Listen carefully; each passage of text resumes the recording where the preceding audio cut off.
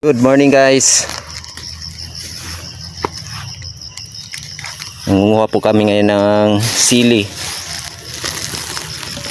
sa ilalim ng kakahuyan. Libre lang po ito, mga sili na to. Ayan po yung sili.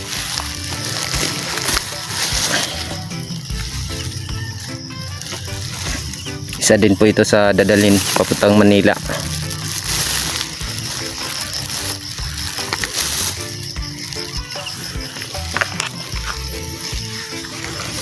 Yan.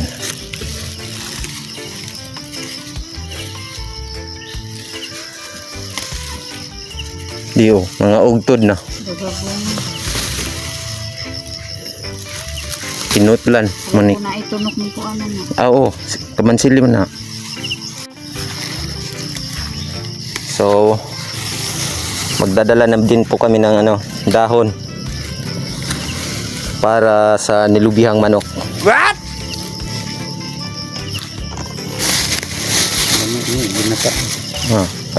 Nilubihan.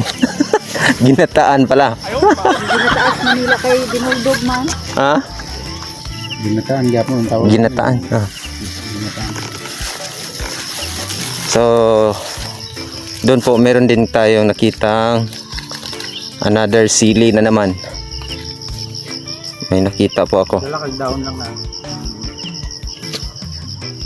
Doon po. Pupuntahan natin. Dagan pamantang malo.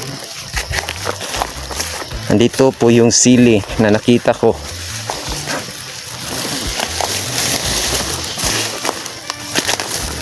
Ayan po guys.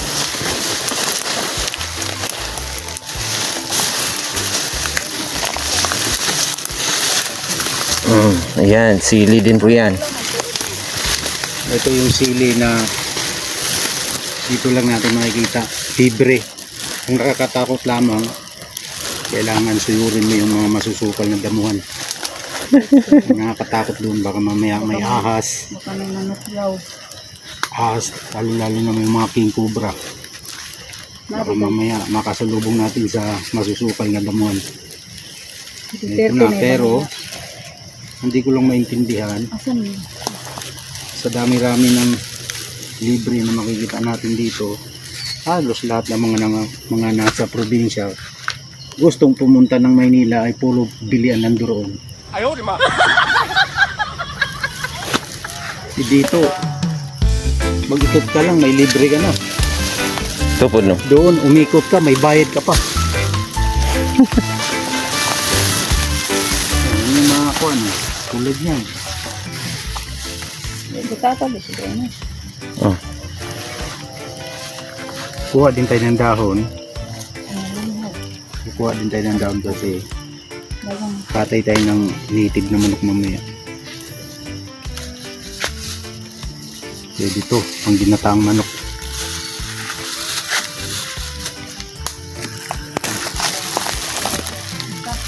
Ito kasi yung dahilan bakit nakikita natin yung mga ligaw na sili. Kadalasan sa mga ilalim ng puno. Bakit kanyo? Yung mga ibon po kasi ang tumatangay nito kung saan saan tumutubo. Kasi ang mga ibon ng biro kinakain din nila yung sili. Ngayon, yung mga buto nito pag itinahin na nila, ayun na. Yun na yung tutubo kahit saan saan. Kasi pag nakadapo na yung ibon, tumatatatain na yun. Dito nagkalat oh. Focus mo dyan oh. Maganda pa ng dahon. Tulad niya no. May mga ipot ng ibon. Pwede natukip ini ganyan. Oh, dito to. Bali man gud yan dahon. Matabunan yung bunga.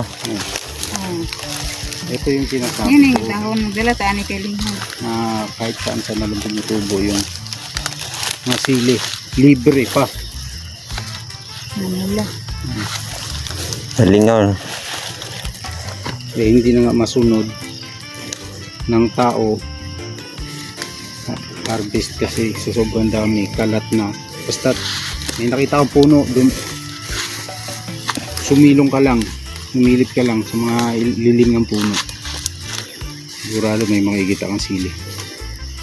Libre syempre. Si Duterte na bahala sa mga kubo. Nagkuan-kuan siya sa palibot. Gabantay. So ayan guys, oh. Napaka fresh talaga. Fresh from the forest.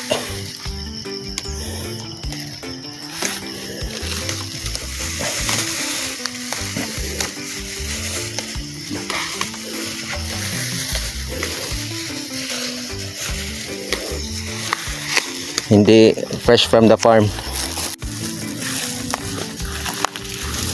Sarap hinog, oh. Gamay punuan na kay lukop makhinog no. Wa ni kakasong langgam. Oh, ayan guys. Matog ng kuan. Puro gitsili. Halos sili na tuloy lahat ito. Oh. Yan guys, parang farm ng sili na talaga. Ayan po, kita nyo yan. Ang dami na nito. Pwede nang umuwi pagkatapos. Ayan po. Halos sili lahat yung makikita mo. Ito magandala to gan. Sarangan. Naunsa naman nimo ni? Madugay man ta kalusot na ani. Kini oh, galibot naman ganing sili no. Wala na sili. Diri sili po rin diri. Ana ka banira dia na. Kaya dagan.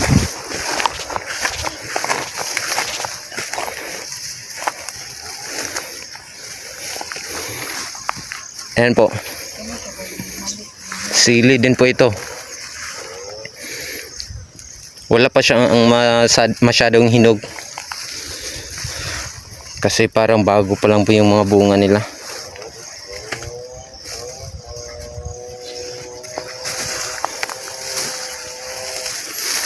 Pero napakarami po talaga.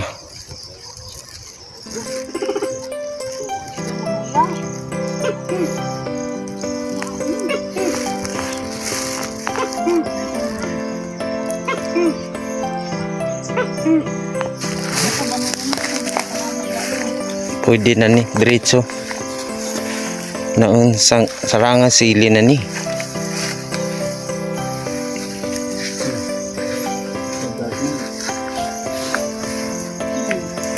Oh guys. Niyaka na gyud ti Janice.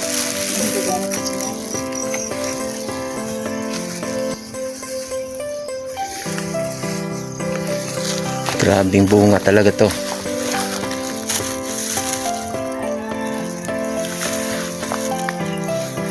Kanina pa gani possible sa ibang area. Ngani kada. Oh, naa. Kaya magang balatugan yung kuana. Ang sili na. Gasamba man.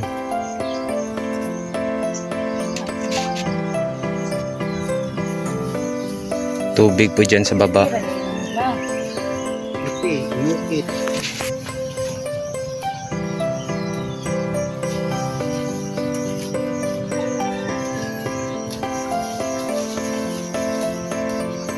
Ayan, makikita nyo po. Nasa wild food talaga.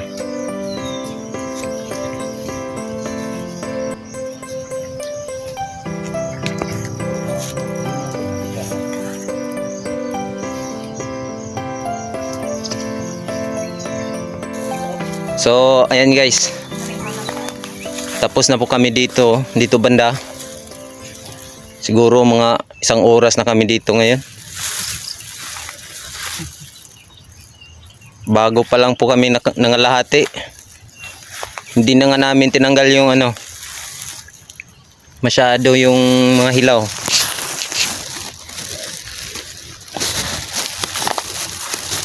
Kasi napakarami talagang bunga. Ayan po.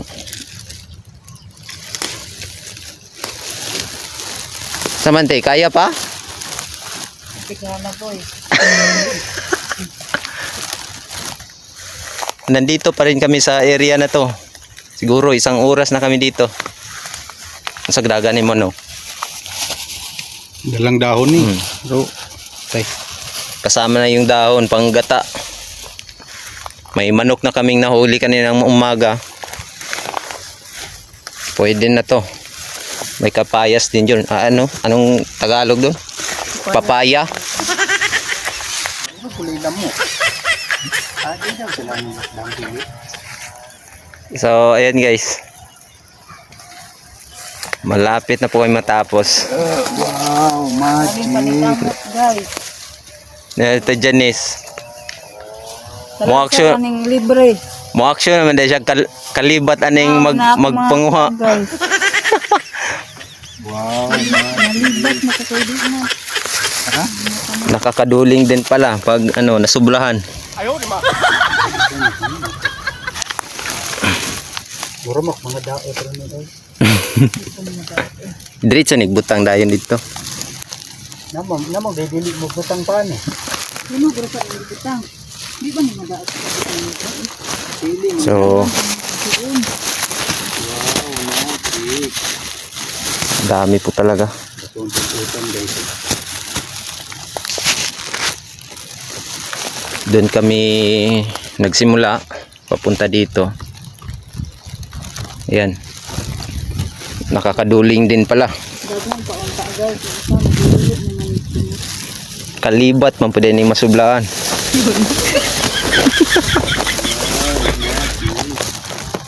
Ay, Sili niya. sili gihapon. Sili na. Nao. Nay punga manggani oh. Ringhod ka iglang. Na mga bunga. Ito, ako pakisakot ko. So, sili pa rin.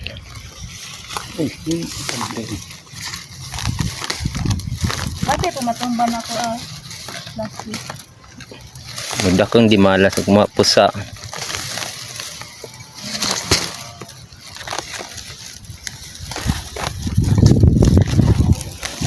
So, direct uwi na po kami nito.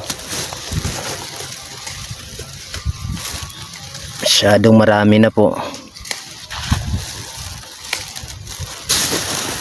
So, ayun guys. Tapos na po kaming mamitas. Uwian na po ito. Ito po yung sa akin. Oh. Ano? Ito po yung Kati Janice. Apil mo, ulutan na niya ako. Kasama na yung dahon. Pang ginataan. Grabing sili na po ito. Sarang na. Full purpose nga ako.